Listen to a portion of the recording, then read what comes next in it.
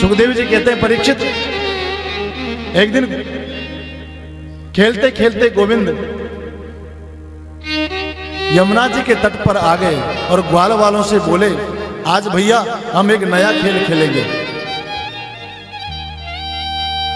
कन्हैया कहो, आपके मन में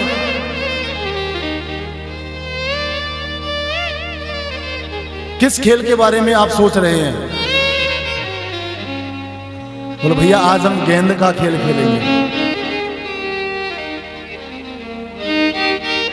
क्योंकि कन्हैया ने सोचा, देखिए यमुना में एक बड़ा भारी नाग रहता था, कालिया नाग।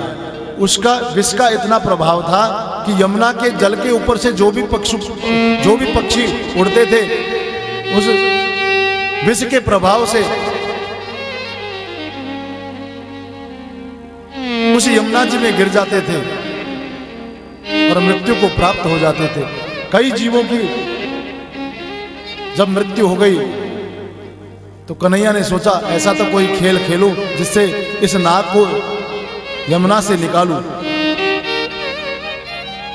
सो ग्वाल वालों से कहा कि आज गेंद का खेल खेलेंगे भैया। श्री दामा अपने घर से एक गेंद बनाकर लाए और खेलते खेलते कन्हैया ने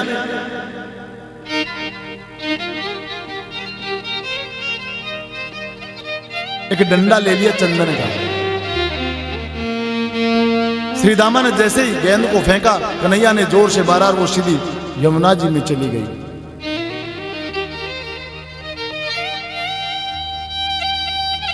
अब श्री दामा बड़े क्रोधित हो गए, भैया मैंने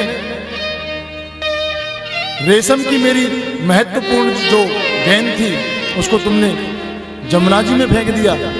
बोले भैया दूसरी ला देंगे। बोले नहीं नहीं, मुझे तो वही गेंद चाहिए।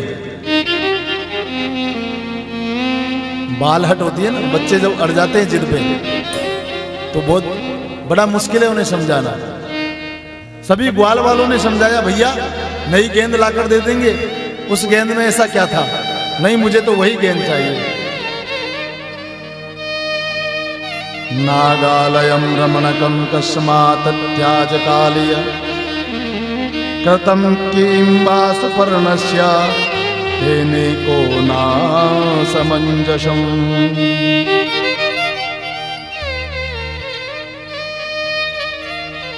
मेरे गोविंद ने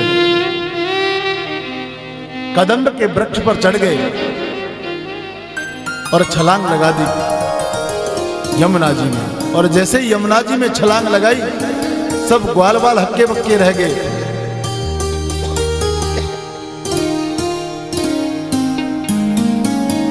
अरे कन्हैया, तुमने ये क्या किया? अरे यमुना जी में कूदने के लिए थोड़े ही कहा था हमने। अरे इसमें तो बड़ा भारी कालिया नाग रहता है।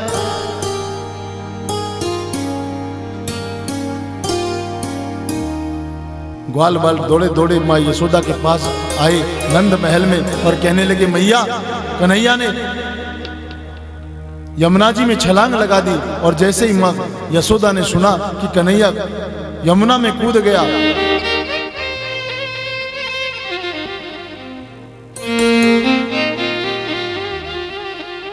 माँ यशोदा मूर्छित हो गई। कैसे तैसे करके यमुना जी तक आई। अब चारों तरफ ग्वाल बाल बैठ गए और विचार कर रहे हैं कि कन्हैया को बाहर कैसे निकालें। और कन्हैया पहुंच गए जहां कालिया नाग ने अपना भवन बना रखा है। सभी पत्नियां सेवा में लगी हुई है।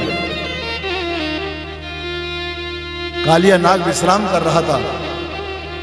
जैसे ही नाग पत्नियों ने देखा कन्हैया को, कितना सुंदर स्वरूप है इस बालक का, देखते ही मोहित हो गई और कहने लगी, बेटा तुम इस यमुना के जल में क्यों कूदे? किस कारण से तुम यहां आए हो? अरे तुम जानते नहीं हो, ये जो कालिया नाग है ना, हमारा पति बड़ा दुष्ट है। यदि ये जाग गया तो तुम्हें मार देगा। कन्हैया ने कहा मैया हम तो हमारी गेंद आ गई गलती से, उसे लेने आए हैं।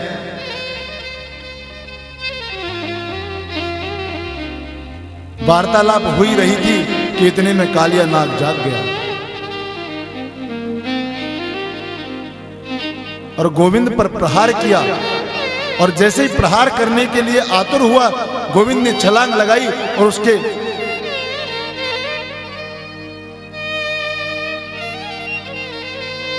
कालिया नाग के फन पर चढ़ गए और सुंदर नृत्य करने लगे।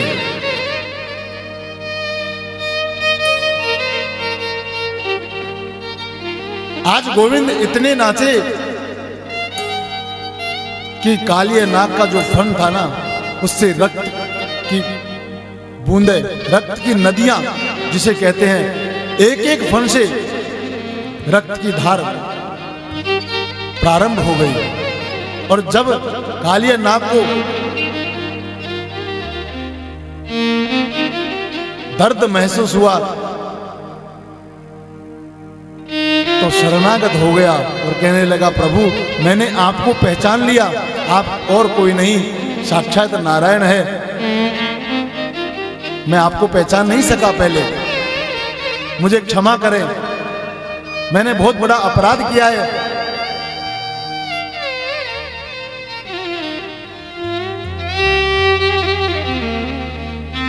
गोविंद ने कहा,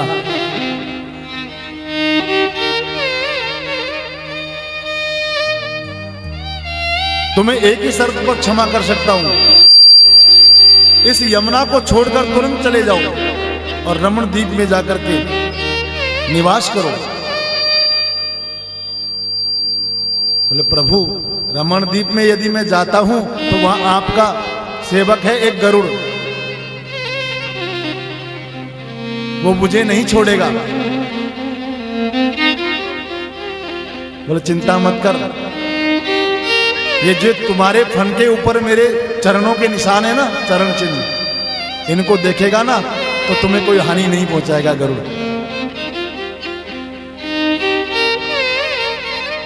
सो कालिया नाग मेरे गोविंद को अपने फन पर बिठाकर यमुना जी से बाहर लेकर आया और सभी ने दर्शन किया, गोविंद को प्रणाम किया।